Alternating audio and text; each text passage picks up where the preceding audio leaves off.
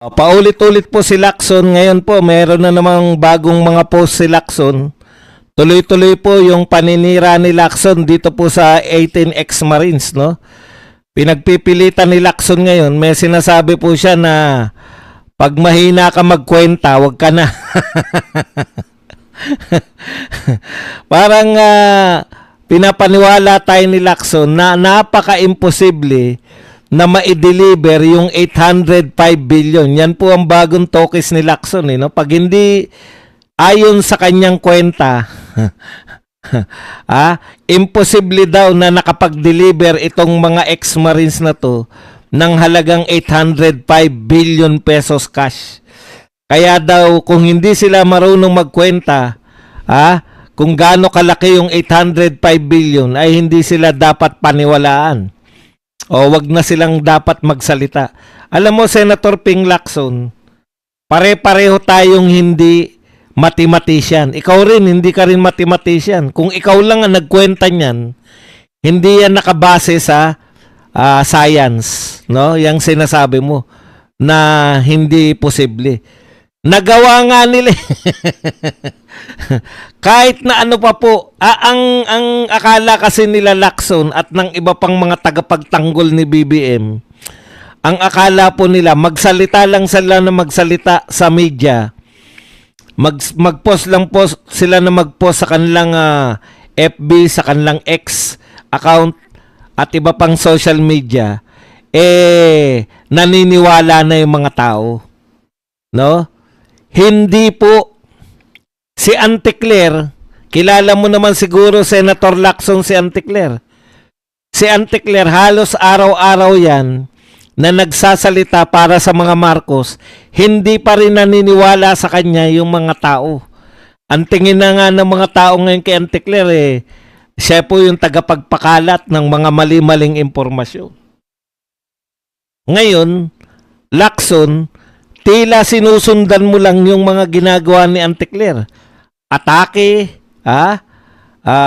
magpo-post ka para hindi na maniwala yung tao. Hindi po eh. Simple lang po ang gawin ninyo. Pasimplihin nyo lang ang buhay. Kayo nga, hindi nyo pa maipaliwanag yung 805 billion na hindi kaya eh. Kahit na ano pong sabihin ninyo, magpaliwanag kayo ng logic. Mas simple po ang logic ng taong bayan. Pinapaliwanag ng mga vlogger ng Duterte na ang trabaho, pangunahing trabaho ng Blue Ribbon Committee ay mag-imbestiga ng mga katiwalian, lalong-lalo na ng korupsyon sa gobyerno. So, isa lang po ang nakikita namin. Sa lahat po ng dinadaldal ninyo, hindi kayo gumagampan ng trabaho. Magtrabaho kayo, Senator Ping Lacson, sa Blue Ribbon. Mag-imbestiga kayo. Nagpapa-imbestiga yung 18 Marines. Doon lang namin makikita kung nagsisinungaling o hindi. Marunong po kaming makatunog. Pag yan po nangungo sa mga tanong ninyo dyan sa Senado, alam din namin na yung tinataranta nyo lang. Alam din po namin na yung mga tao ay nagsisinungaling. Hindi po simpleng pagka tinaranta nyo at nataranta ay naniniwala na kami na sila po ay nagsisinungaling. Malalaman po namin yan pag inconsistent yung mga sasabihin nila sa Senado. Kaya tama na po yung mga palipaliwanag. Marunong po kaming umintindi. Mag-conduct po kayo ng inquiry, mag-conduct po kayo ng investigation. Imbitahin nyo tong 18 ex-Marines. Tapos ang kaso. Tsaka nyo pagpasyan.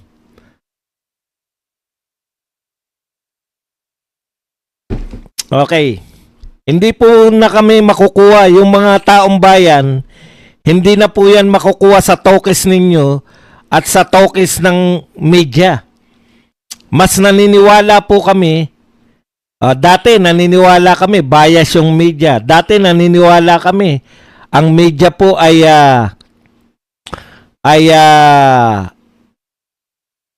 anti-Duterte. Nasabi pa nga po minsan ni Senator Marcoleta, bayarang media. Ngayon po, sinabi pa ng mga 18 ex-Marines. Alam nyo, kung ako sa media, nababansagan na rin lang ako na kami ay bayaran. Hihikayatin ko na. Ang tanong ko kagad kay Lacson, Senator Lacson, pati po kami, nadadamay na po. Kung ako hindi bayarang media, ganito ang tatanong ko sa mga press con kay Lacson. Pwede po ba, Senator Lacson, na mag-imbestiga na kayo? Kasi pati kami na pagbibintangang bayarang media. Wala po nagtatanong. Wala po nag-i-insist na mag-imbestiga na si Lacson. Di ba? Yun lang po yun. Pag hindi kayo nag-imbestiga, dalawa lang po yan. Ayaw nyong malaman ng katotohanan or kayo po ay mayroong pinagtatakpan. Wala na pong iba. Punta na po tayo sa ibang balita. Eto na po. Yung sinasabi po nito ni Trillanes na si BP Sara daw po ay krong-krong. Alam niyo po, may kaso ng impeachment si BP Sara. Nagbotohan 50-1. Bakit hindi pa rin kayo kampante na si BP Sara ay hindi makakatakbo? Alam nyo kasi na hindi nyo, kung nauuto po yung mga congressman, malamang mahirap pong utuin yung mga senador. Kasi nakasalalay, lalo na po sa 8 senador na tatakbo ng re-election, nakasalalay po yung boto nila kay BP Sara kung sila ba ay pabor o acquitted si BP Sara. Nakasalalay po dyan yung kanilang re-election bid. Alam na po natin na majority po, halos buong Mindanao po, solid kay BP Sara. At pag nakita po ng mga taga Mindanao na sila po ay kinonvict nila si BP Sara, goodbye na ang kanilang re-election bid. Mahirapan po silang makakuha ng boto sa Mindanao.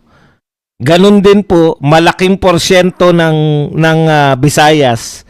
Ganun din po, no? Mahirap po silang makapenetrate sa Visayas. Ganun din po sa NCR. Halos buong Pilipinas na. Doon na lang sa Northern Luzon. Pero, doon nga sa Northern Luzon, marami na rin po dyan ang Duterte na rin. Hindi po dahil sa magaling mangampanya si BP Sara. Ano ang sabi ni Erese? Hindi yung paninira sa mga Marcos o hindi yung sinasabi niya nagpapalakas kay BP Sara. Ang nagpapalakas kay BP Sara, yung kapalpakan mismo. Yung kapalpakan mismo ng administrasyon ni Marcos. Kaya ang sukatan lang ng mga tao, eto, palpak to. Sino ang alternative natin sa kapalpakan? Si BP Sara. Dahil meron ng karanasan ang mga tao sa pamumuno ng Duterte. Eto po, i-remind lang po natin, baka nakakalimot na po tayo lahat. May maganda pong sinabi rito si Perbos. Eto, isang parte lang po to ng pamumuno ni Duterte. During Duterte's time, they were able to find a way to lower taxes through train law. Correct na correct po yan. Yung mga teacher, marami sa teacher, walang tax dahil dyan sa train law. Yet they passed the laws on universal tertiary education. Nagkaroon po ng libreng edukasyon ang mga sa college nung panahon lang po ni Tatay Digong. Universal health care. Yan po yung mga malasakit center ni Bongo. And build. No other admin has been more productive with less resources. Konti lang po yung resources ni Tatay Digong pero sulit na sulit. That's what fiscal responsibility do. No lavish drug and concert parties, no steak caviar, lobster in Malacanang, ad rehab of Boracay and Manila Bay, not to mention the overall peace and order during his time. Ilan lang po yan sa nababanggit natin na ginawa ng Duterte administration. Yan po, nasaksihan po yan ng mga Pilipino. Kaya they're longing, no? Hindi na po mabubura sa utak natin, tahimik na ang kapaligiran, taliwas sa gustong palabasin nila na panahon ni Duterte. Nakakatakot mabuhay sa Pilipinas. Talagang nakakatakot mabuhay sa Pilipinas sa panahon ni Duterte kung ikaw ay kriminal. Pero kung matinong tao ka, kung ikaw po ay sumusunod sa batas, mayroon pong kapanatagan ng kalooban nung panahon ni Tatay Digong.